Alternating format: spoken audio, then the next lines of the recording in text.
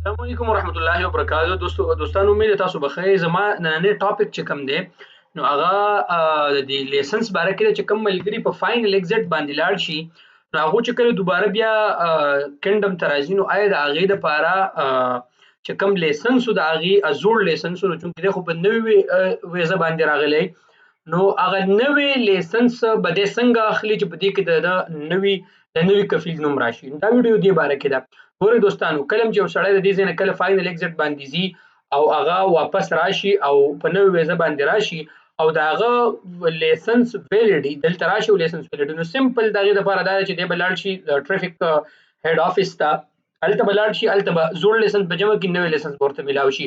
اوس په دې ځای کې یو خبره ده دوستانو چې کله یو سړی دی د دې ځای نه تلو او لیسنس یې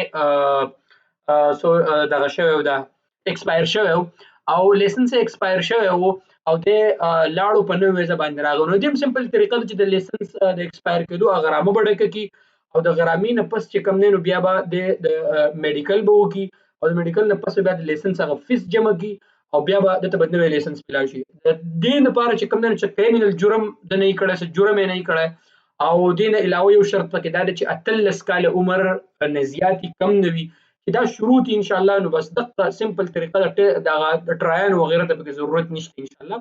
نو په دغه طریقه باندې به دته نوی لیسنس به ورته میلاو شي. دغه طریقه کار دې نه علاوه هېڅ هم نشته. ټیک شه دوستانو، یعنی تاسو به امید دی پوه شوي چې کله په یو سړی په یو ویزه یې کینسل کړه په نوې ویزه باندې راشي لیسنس ایکسپایر شوی نه نو مطلب دا دی به سیده لاړ شي زوړ لیسنس به جمع کړي نوی به ورته میلاو شي. که ایکسپایر شوی د ایکسپایر شوي غرامه به ډکه کړي او د نوي لیسنس دپاره به فیس جمع کړي او د میډیکل به وکړي. چې کله میډیکل وکړو بس سمپلی بیا به ورته دغه میلاو شي، دا څه نوم یې دی، بیا به ورته نوی لیسنس به ورته میلاو شي.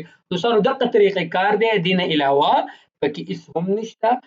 امید دی انشاءالله تاسو به ویډیو خوښ شوي. که ویډیو ستاسو خوښوي د یوټیوب چینل سبسکرایب کړئ او بیل آیکن دباو کړئ چې تاسو دغسې نوې نوټیفیکیشن په وخت باندې میلاویږي. تھینک یو.